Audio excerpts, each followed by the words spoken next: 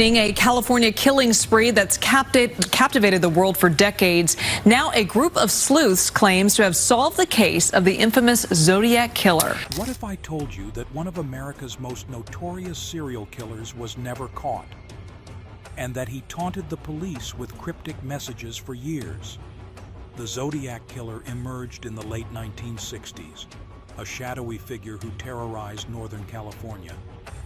Unlike other serial killers, the Zodiac didn't just kill, he craved attention. He sent letters to newspapers, signed with a crosshair-like symbol, and included ciphers that baffled even the best codebreakers. In one of his first letters, he famously wrote, "This is the Zodiac speaking." He claimed to have murdered 37 people, though only 5 victims have been definitively linked to him.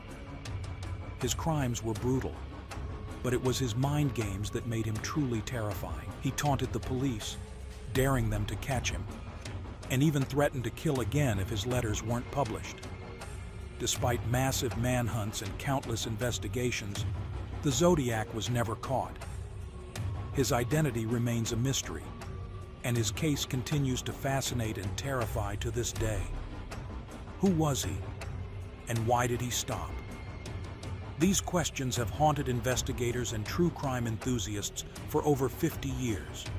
It's December 1968 in Benicia, California, a small, sleepy town by the bay. There's a spot called Lover's Lane, perfect for couples to sneak away.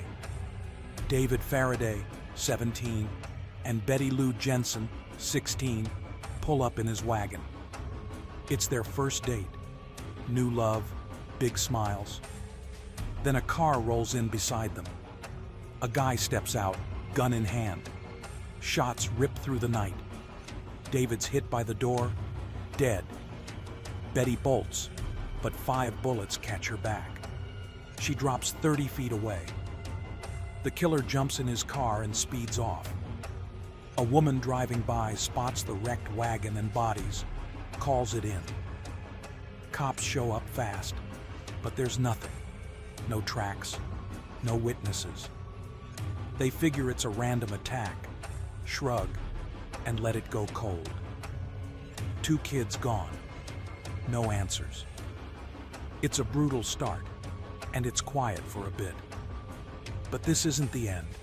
It's the beginning. Something bigger's brewing, and it's about to hit hard. Stick with me. The next strike's just around the corner. July 4th, 1969, Vallejo, 15 minutes from Benicia. Darlene Farron and Mike Maggio sit in her Corvair at Blue Rock Springs Park. Fireworks light up the sky. It's a holiday buzz.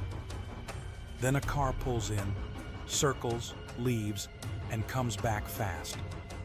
It parks behind them. A guy hops out, flashlight in one hand, 9mm pistol in the other. No words, just gunfire. Bullets tear into Darlene and Mike.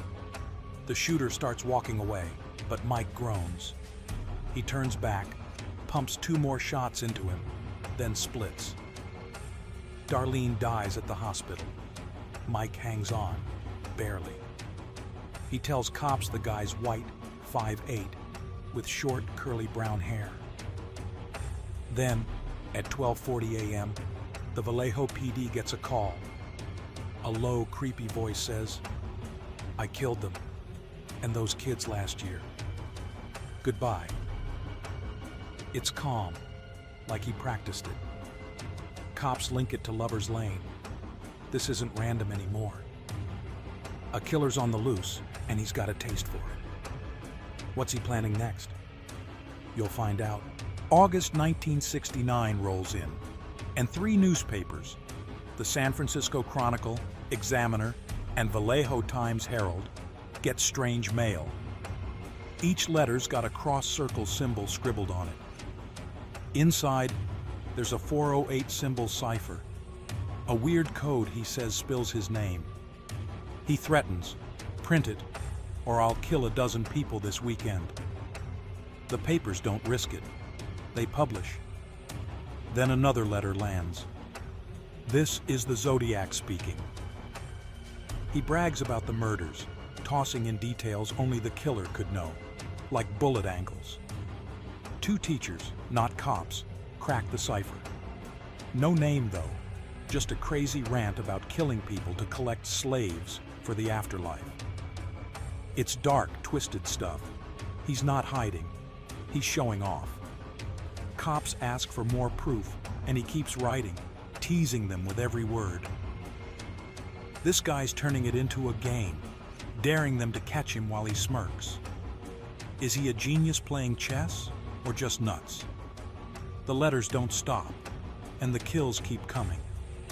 Hang on, it's about to get scarier.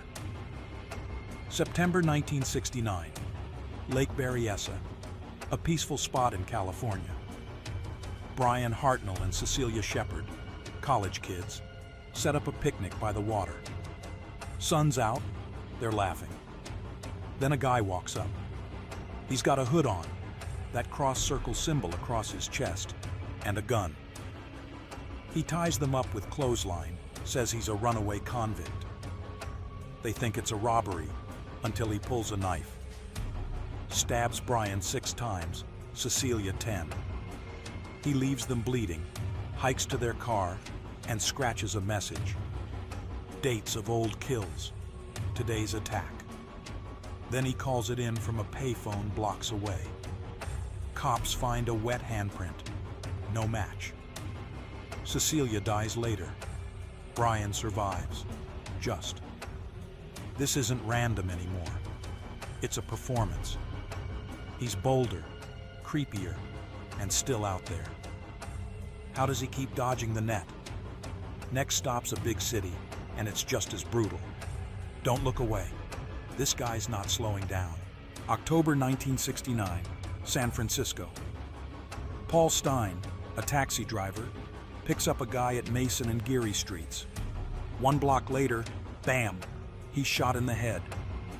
The killer grabs Paul's wallet, keys, and rips off a chunk of his bloody shirt. He wipes the cab down and walks off toward Presidio Park. 3 teens across the street see it all, call the cops. Officers race over, even pass a white guy walking nearby, but don't stop him. Bad info, they say later. Days after, the Chronicle gets a letter. This is the Zodiac. I killed the taxi driver. A piece of Paul's shirt comes with it. Proof he's not bluffing. He mocks the cops. You could have caught me. Then he threatens to shoot kids off a school bus. He's loud now, in the city, and still untouchable. Witnesses sketch his face, but he's gone. Next move's a puzzle. Stay with me. After Paul Stein, the Zodiac's confirmed kills stop at 7.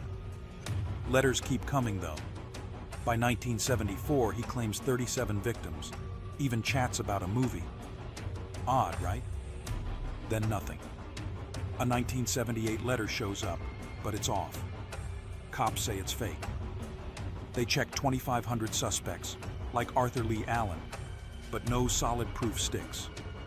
DNA tests in 2018, still nada. Was he a sloppy killer who got lucky, or a shadow who hid his tracks? Did he quit, or just get sneakier? Half a century later, we're stuck guessing. 7 dead for sure, maybe more. He loved the game, taunting, vanishing. The trail's cold, but the story's hot. What do you think happened? We're wrapping up next. So what's your take? That's the Zodiac. 50 years of terror, no end. 7 confirmed kills, maybe 37, maybe more. He mocked cops, played with us, then disappeared. Was he a myth maker or a monster? Tell me in the comments, who was he? Still alive? I'm dying to hear your theories.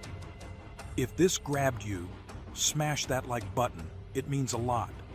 Subscribe for more mysteries. Share with your friends. Let's keep this going.